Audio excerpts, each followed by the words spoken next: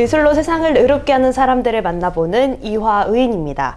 오늘 저희 이화의인에서 만나볼 분은요, 우리 이대병원뿐만 아니라 밖에서도 많이 찾아주고 계시는 교수님입니다. 누구도 예측할 수 없이 벌어지는 재난의 현장, 그 혼돈 속에서 의료 상황을 지휘하고 환자를 돌보는 이대목동병원 응급의학과 이재희 교수님 모셨습니다.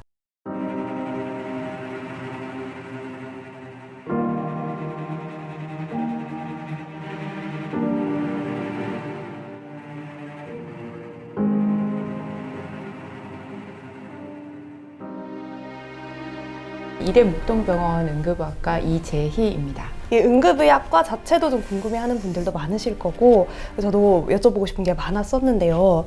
응급의학과가 조금 특별한 과인 것 같기도 해요. 병원은 보통 우리가 예약을 하고 교수님 이렇게 만나자 약속을 하고 가는 건데 응급의학과는 또 약속 없이 찾아가게 되는 그런 과인 거잖아요. 응급의학과는 사실 뭐 어떤 질병군, 이런 질환이 속해 있는 뭐 계통, 뭐 이렇게 구분되어 있는 과가 아니고 일단 급하고 아프고 다친 분들이 응급실로 찾아오면 1차적으로 진료를 다 담당하는 과라고 생각을 하시면 될 것 같습니다. 이제 거기에 더불어 재난 현장에서 의료 지원을 한다든지 하는 그런 이제 공공의료 쪽에서도 응급의학과 선생님들이 많은 부분 활약을 하고 계시다고 생각하시면 됩니다. 응급의학과가 정말 모든 신체 부위를 다 보는 것 같고 모든 상황의 대처를 이제 첫 번째로 하시는 거잖아요. 사실 뭐 상황을 가리지 않고 또 뭐 질병의 종류를 가리지 않고 환자를 진료를 해야 되는 과가 맞기는 하지만 다만 저희는 좀 급성기 치료에 특화되어 있는 과라고 생각을 하시면 됩니다. 갑작스럽게 뭐 질환이 있다가도 더 안 좋아지셨거나 아니면 질환이 없는 분이 갑자기 다치시거나 병이 생겼거나 했을 때 찾는 과이기 때문에 사실은 일반 외래를 그런 기초로 하시는 진료하시는 그런 이제 의사 선생님들과는 또 좀 많이 다른 특성을 가지고 있고 저희 과라고 해서 모든 걸 다 알 수 있는 그런 건 전혀 아닙니다. 의대 졸업을 하고 처음 인턴 들어와서 이제 돌게 되었던 과가 이대 동대문병원의 응급의학과였었고요. 네, 학생 때 사실 응급의학 강의를 들었을 때 저런 과를 하는 사람들은 따로 있나 보다 이렇게 생각을 했는데 인턴 때 막상 이렇게 직접 돌아보니까 이거 할 수 있겠는데? 라는 생각이 들었고 어렸었어서 응급실에서 일하는 선생님들이 근사해 보였던 것도 있었던 것 같습니다. 그럼 우리가 응급실에 내원을 했을 때 첫 번째로 만나는 게 응급의학과 의사인 건가요?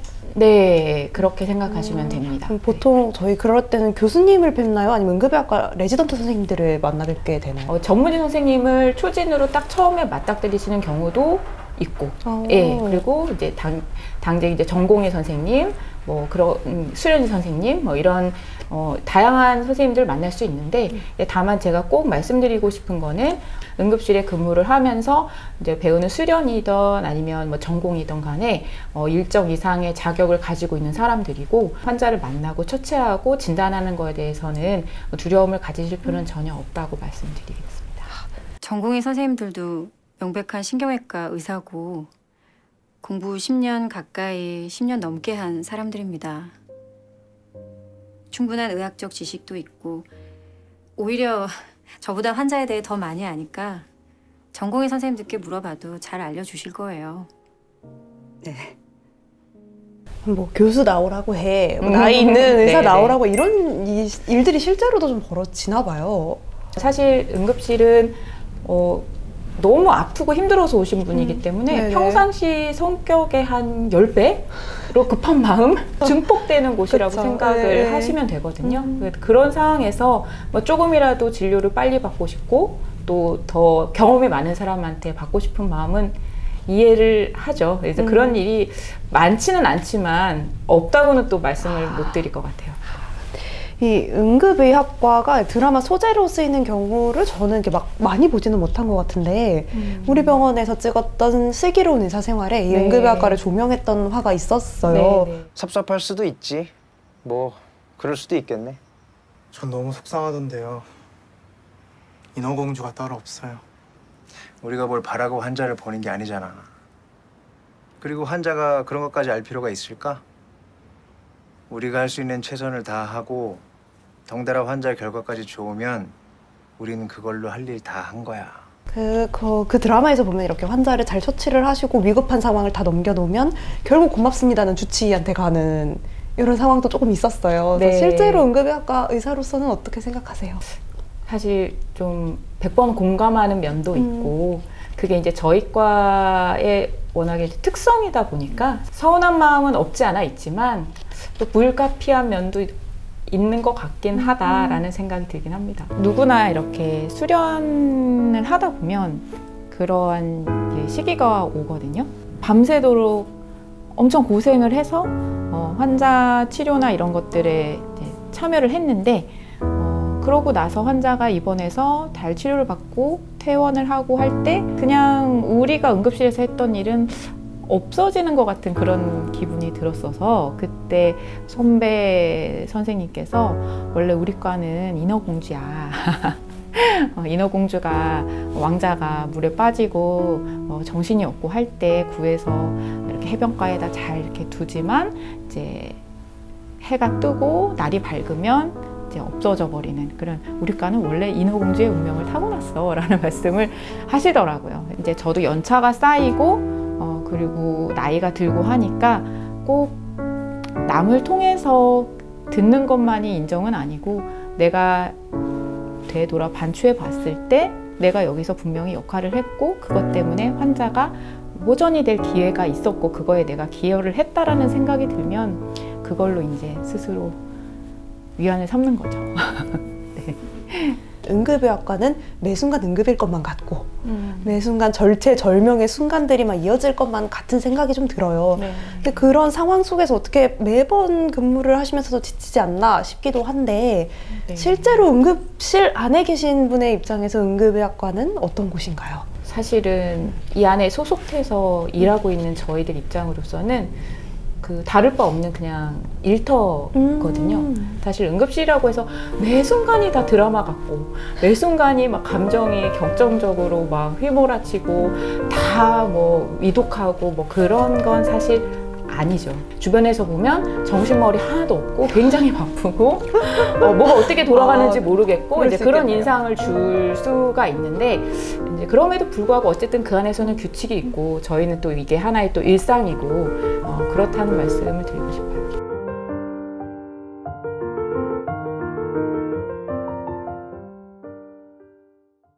우리 K-DMET 이대 목동팀을 또 이끌고 계시는데요.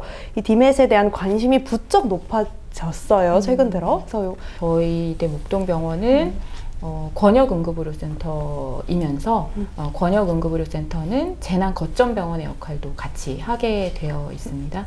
응급의료 상황실이라고 중앙응급의료센터에 소속되어 있는 24시간 상시 기구가 있습니다. 재난이 벌어지면 이제 가장 가까운 곳에 어느 병원에 있는 DMET이 출동할 건지 또 과연 DMET이 출동을 해서 재난 현장에서 의료 지원을 하는 편이 나은 건지 아니면 병원에서 응급실로 오는 환자들을 더 많이 받아주는 게 좋을 건지 하는 그런 것들을 판단을 해서 필요한 경우에는 이제 출동 요청을 하게 되어 있거든요. 그래서 이대 목동병원은 평상시에 재난 대비 활동들도 물론 수행을 하고 또 재난 현장에서 어떤 요청이 있거나 할 때 의료 지원팀이 이제 출동을 해서 현장에서 활동을 하는 그런 역할까지 담당하고 있습니다. 뭐 건물 붕괴, 지진 뭐 이런 경우에 가능한 건가요? 화재? 뭐 이런 모든 것들? 종류의 재난 상황에서 다 요청이 있을 수는 있고 어느 정도 이상의 다수 사장사가 발생을 했을 때 그때 이제 의료 지원을 나가는 체계라고 생각을 하시면 돼요. 그러면 우리 병원 DMET 나가라라는 명령이 떨어지면 몇 분 정도 이렇게 나가세요? 우리는? 이거는 이제 권역응급의료센터 그 DMET을 운영하고 계시는 병원들은 다 공통적이실 건데 네. 1차로 나가는 팀들은 좀 신속하게 투입이 돼야 되기 때문에 응급실에 실제 근무하고 있는 인원들로 팀을 꾸리게 돼서 나가게 되어 있고 그래서 응급의학과 의사, 간호사, 네. 또 응급구조사 선생님, 또 이제 행정을 담당하는 선생님 이렇게 이제 3분 내지 4분 정도가 한 팀이 돼서 출동을 하시는 거예요. 평상시에 대비를 하는 게 중요하겠다라는 생각은 다 하고 있을 텐데 저도 한 번 본 적 있어요, 교수님. 네. 그때 트럭 이렇게 여시고 텐트 네. 치시고 하시는 네, 거를 네, 네, 네. 현장 훈련이라고 네, 표현을 네, 하죠. 네, 네네. 그런 것도 이제 상시 운영을 하시고. 네, 이제 횟수가 정해져 있습니다. 아. 그래서 저희가 해야 되는 훈련의 횟수가 정해져 있고 교육의 횟수가 정해져 있고 의료 지원팀이 활동하는 그 현장이 재난 현장 중에서도 현장의료 진료소에서 활동을 하는 거기 때문에 거기서 하는 활동들 위주로 저희가 훈련을 하고 있습니다. 그럼 그 안에 다 있는 거예요? 막 약도 다 있고. 그 안에 사실 거의 조그만 병원을 차릴 수 있게끔 물품을 갖추도록 그것도 이제 규정이 있습니다. 그래서 거기에 해당하는 물품들을 다 갖추고 있고 실제로 그 안에는 말씀하셨던 그런 의료 뭐 소모품 그리고 뭐 기구들 그리고 발전기, 뭐 난방, 예, 뭐 그런 것들을 다 가지고 있어서 실제 이렇게 재난이 너무 대규모가 발생을 하고 또 장기적으로 가게 네. 됐을 때 실제 그런 현장에서 어느 정도의 진료를 다 할 수 있게끔 물품을 갖추고 이제 차량을 출동을 하게끔 하는 그런 시스템을 가지고 있어요. 사실 재난의료랑 관련되어 있어서 이 모든 활동들은 혼자만이 할 수 있는 일은 절대 아닙니다.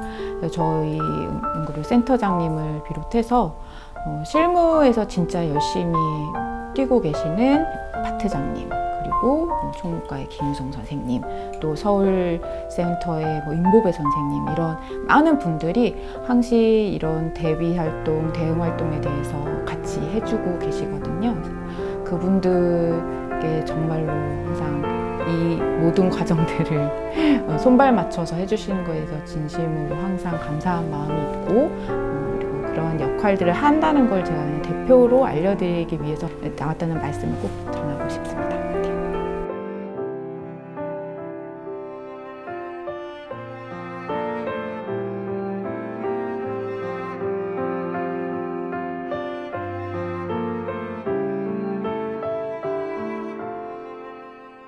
뭐 일반 시민분들도 근데 많이 도와주시죠? 이번에도 뭐 네, 시민 의식이 정말 많이 올라갔다고 생각을 하고 사실 사람이 그런 상황에 처하면 내가 제일 아프고 내가 급하다는 생각을 하기 마련인데 제가 봤었던 대다수의 분들은 나만 급한 게 아니고 다 같이 지금 힘들고 다 같이 급한 상황이다라는 그런 이제 공감대가 있으셨어요. 그래서 아마 이게 사회가 건강하게 그래도 돌아가는 게 아닌가 하는 생각이 듭니다.